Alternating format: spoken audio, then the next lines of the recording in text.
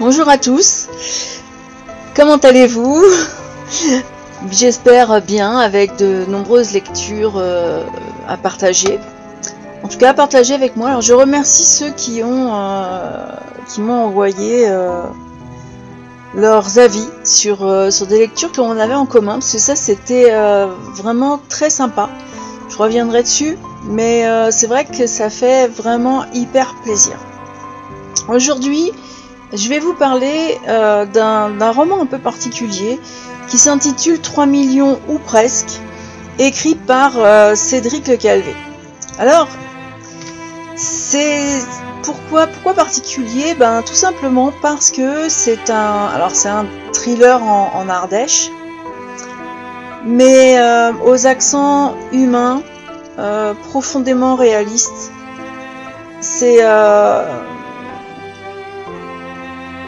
C'est un style que j'ai presque découvert finalement. J'avoue là que ça m'a un peu surprise, parce que je dis thriller, ça en est un, mais ce n'est pas. En fait, le thriller est pas en avant, c'est curieux parce qu'on a toujours dans toute lecture il y a l'histoire principale et ce qui se déroule en arrière, et là en fait on va vous montrer ce qui se cache derrière une enquête de police. Alors un grand merci à Cédric Le Calvé parce que c'est un service presse que j'ai lu en format Kindle, et alors ce thriller a l'allure de roman noir parce que effectivement en dessous de cette lecture ça reste quand même quelque chose de noir. Il est paru aux éditions Bookless en mai 2023.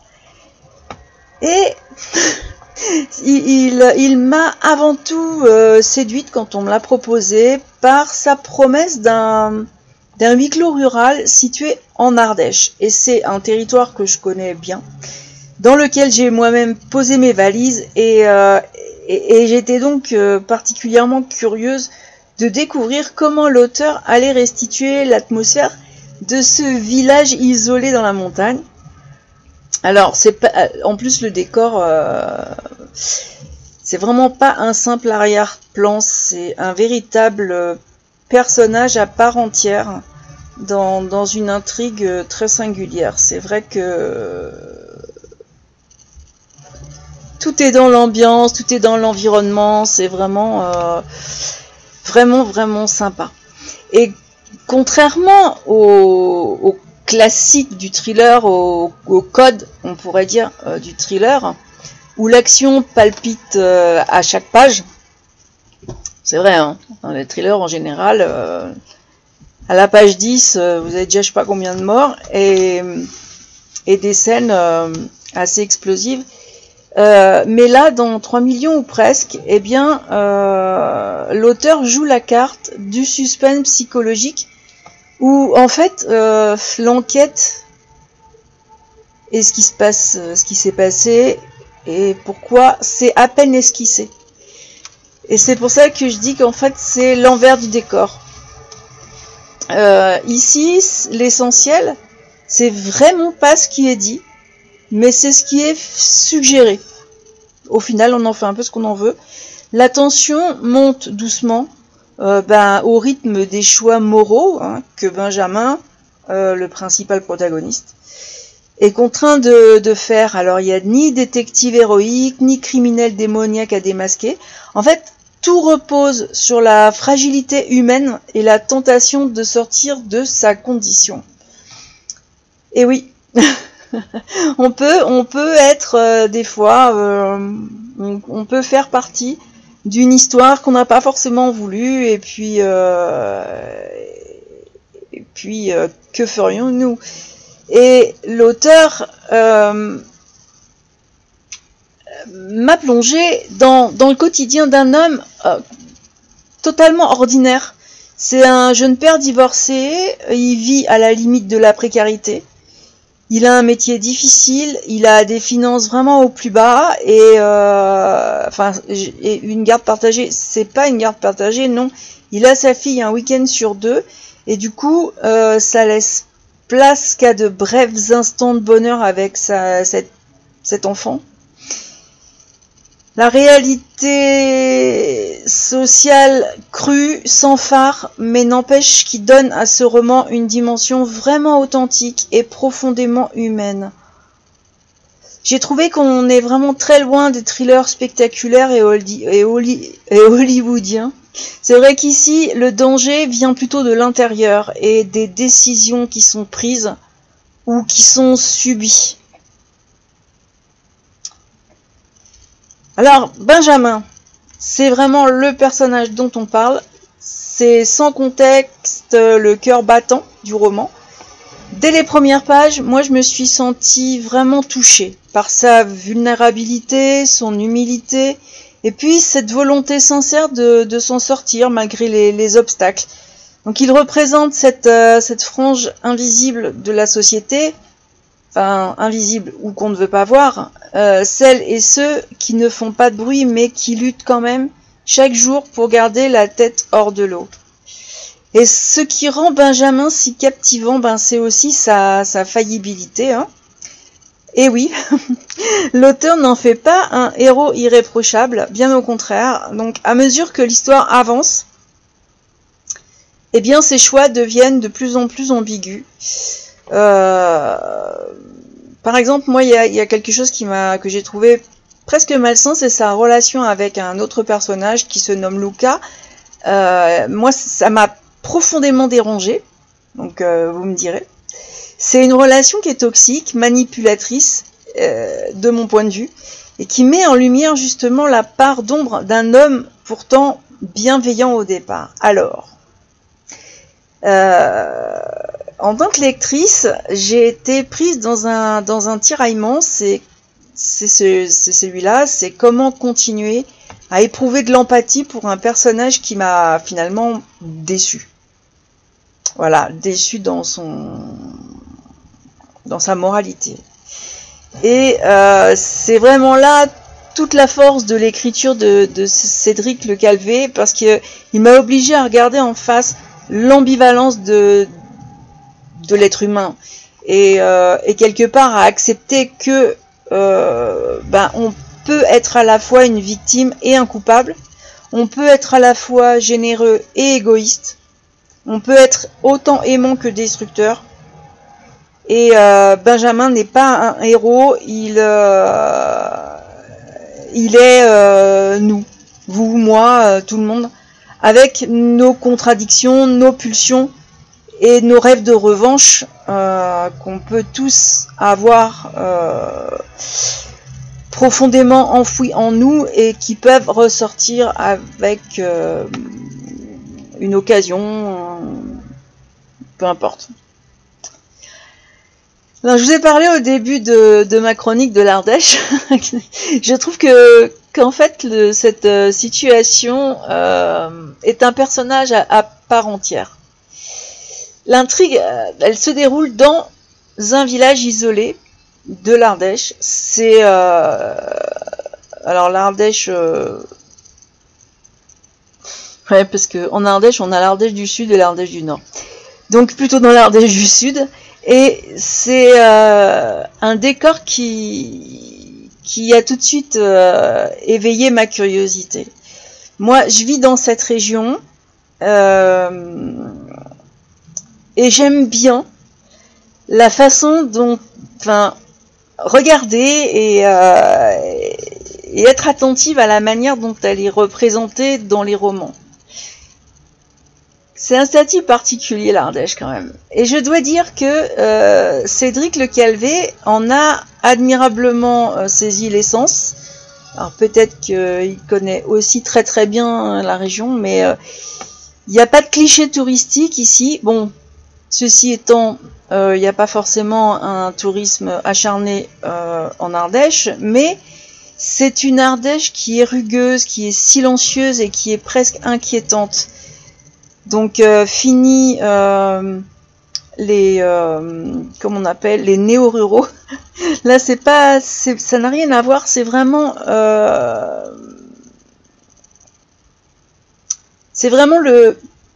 on ressort justement l'isolement qui devient parfois un piège.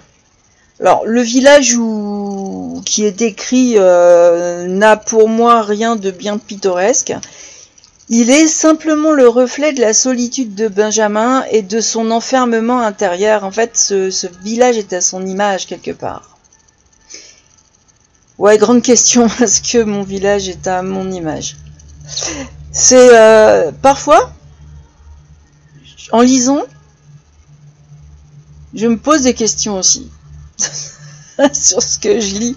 C'est toujours facile de regarder, de décortiquer un bouquin. Ça l'est beaucoup moins de se dire, tiens, est-ce que je vis dans un endroit qu'on trouve pas facilement parce que moi j'aime mon enfermement intérieur. Je vais réfléchir. On fera psychanalyse en tome 2. En tout cas, ce paysage, il est rude. Et la nature semble franchement, enfin, c'est pas qu'elle semble, hein, c'est qu'elle est totalement indifférente au drame humain et ça ajoute à l'ambiance très pesante du roman. Ça souligne aussi la lente descente de Benjamin, ce protagoniste, ce personnage principal, vers un point de non-retour. Alors, pour mettre un petit peu de paillettes, de joie et de gaieté dans cette chronique, je vais vous parler de Samantha. Samantha, c'est un personnage qui débarque là d'un coup et qui est énigmatique et qui est perturbatrice quand même de l'équilibre fragile. Vous imaginez le petit village, alors je dis que c'est plus l'Ardèche sud, parce que il y a beaucoup, enfin, il joue tous les soirs, il y a pétanque. Et moi qui vis plutôt dans la Haute-Ardèche, il n'y a pas pétanque. on sent un peu déjà des nuances de Provence dans l'atmosphère, dans le jeu. Donc, tous les soirs, enfin en fin de journée en tout cas, probablement pas l'hiver peut-être, mais là en tout cas, il y a tous les hommes qui viennent jouer, qui viennent boire un coup, des fois un peu trop, sur la place de ce village. Et parmi les personnages, c'est un personnage secondaire, hein, Samantha. Elle débarque, hein, elle n'est pas du village. Donc Samantha, elle se distingue avec vraiment beaucoup d'éclat. Parce que les autres personnages tiennent, à mon avis, des rôles de figurants. Ils sont autour de Benjamin, mais Samantha, au contraire, elle vient vraiment bousculer le fragile équilibre de ce récit. Elle est belle, elle est intrigante, elle est insaisissable, et elle joue avec les nerfs autant du lecteur qu'avec ceux de Benjamin et ceux de tous ces personnages masculins qui viennent jouer, parce que bon ben c'est aussi une jeune femme qui donne le sentiment d'être la seule présence féminine de cette place. Alors, qui est-elle vraiment? Que cherche-t-elle? Est-elle une alliée, une manipulatrice, ou simplement une femme perdue? Elle en a pas l'air. Mais peut-être qu'elle est perdue elle aussi dans ses propres contradictions. En fait, on ne la connaît pas. Alors, l'auteur ne nous donne jamais de réponse claire, pour dire qu'il n'en donne pas du tout d'ailleurs. Et c'est justement ce flou qui rend le personnage encore plus magnétique. Samantha, elle incarne à elle seule la tentation, elle incarne le danger, mais aussi, pour tous les autres personnages, c'est la possibilité d'un ailleurs. Elle est très différente. Donc elle devient une espèce de miroir dans lequel se reflètent les désirs refoulés de Benjamin, mais pas que les siens. Les autres personnages ont tous plus ou moins l'œil sur Samantha. Voilà, donc j'avais envie de...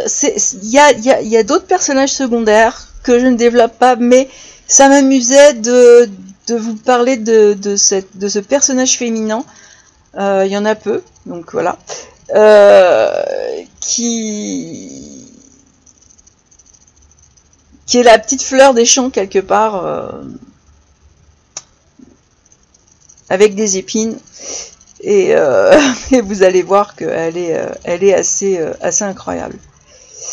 Alors, sinon, revenons à nos moutons, tout au moins à notre Ardèche et à notre thriller, où tout est suggéré. On est face, enfin moi en tout cas, j'ai été face à la puissance de l'imaginaire. Et si vous aimez les thrillers où le sang coule à flot avec des rebondissements qui s'enchaînent, en lisant celui-là, vous risquez d'être surpris. Parce que c'est pas du tout ça déjà. Et dans 3 millions ou presque, la violence, elle est implicite. L'auteur me l'avait présenté sans violence. Je ne suis pas tout à fait d'accord. Elle est contenue, elle est presque invisible. Mais elle se cache dans les regards, elle se cache aussi dans les silences, dans les non-dits. Et en tant que lectrice, j'ai très certainement projeté ma propre peur. Et du coup, ça remplit les blancs qui sont laissés, à mon sens, volontairement par l'auteur. Alors peut-être que c'est pas du tout ça, peut-être que je suis à côté de la plaque. Mais pour moi, il y a une violence qui ne choque pas, mais qui est vraiment implicite. Vous me direz ce que vous en pensez quand vous l'aurez lu. Alors, que dire pour résumer un peu tout ça? Eh bien, 3 millions ou presque, donc de Cédric Le Calvé, est une quand même belle surprise dans le paysage du polar français. L'auteur a une écriture sobre, mais très efficace, et il nous livre un récit poignant, empreint de réalisme et de justesse psychologique. Benjamin, c'est un anti-héros et il est inoubliable. C'est un homme, comme tant d'autres d'ailleurs, qui vacille entre la survie et la tentation. Et oui, effectivement, ça m'a personnellement déplu, mais sur le coup. Mais je suis bien consciente que nul n'est totalement parfait et que d'ailleurs, s'il l'avait été, il n'y avait pas vraiment d'intérêt à ce personnage. Donc ce roman, c'est vraiment une plongée dans les tourments de la conscience humaine, doublée d'une immersion dans un territoire souvent oublié de la fiction, hein, parce que il se passe pas grand chose en Ardèche, mais là elle est peinte avec pudeur, il n'y a pas de folklore, hein, et ça la rend d'autant plus authentique. J'ai bien aimé parce que c'est vrai que cette petite place et le côté dénivelé aussi reste, c'est un joli paysage de fond. Alors c'est un livre que je recommande à ceux qui aiment les thrillers intimistes, les personnages complexes et les ambiances chargées de tensions invisibles. Et pour ceux qui aiment le thriller classique et qui souhaitent découvrir une autre forme de tournure, sincèrement, c'est vraiment un bouquin à découvrir. Alors, par contre, j'ai des questions. Vous, une fois que vous l'aurez lu, hein, que feriez-vous à la place de Benjamin? Parce que je vous ai dit que c'était un personnage complexe. Ce roman soulève quand même des questions profondes sur nos choix, sur notre morale, sur notre part d'ombre. Et si vous l'avez lu, et je suis certaine que vous allez le faire, ou si cette chronique en tout cas vous donne envie de le découvrir, là j'espère, parce que du coup j'aurais bien fait mon boulot, je serais ravie d'en discuter avec vous. Parce que j'aimerais savoir si vous avez ressenti la même ambiguïté face au personnage principal, ce que vous pensez de l'ambiance du village ardéchois. Est-ce que vous la trouvez pesante? Est-ce que, surtout si vous vivez pas dans ce type de paysage, vraiment, comment vous trouvez l'ambiance? Alors, la zone de commentaires est ouverte sur le blog et sur quelques réseaux, donc n'hésitez pas. Partagez vos impressions, vos ressentis, vos théories. Mon blog est aussi un espace de dialogue entre passionnés de lecture. Et c'est vrai que même si ce n'est pas purement un blog littéraire, parce qu'il y a autre chose dessus, c'est quand même tous les lundis et parfois d'autres jours, toujours une chronique et toujours une découverte où j'aime vraiment avoir un dialogue avec les autres lecteurs. Voilà, et ben je crois que je vous en ai assez dit. C'est un roman qui est court et je vais pas non plus vous raconter l'histoire, vous me connaissez. Je suis du style qui garde le mystère et qui veut juste vous donner l'envie de découvrir un roman et un auteur que vous ne connaissez peut-être pas. Voilà. Alors sur ce, je vous souhaite une excellente semaine et moi je vous dis à la prochaine!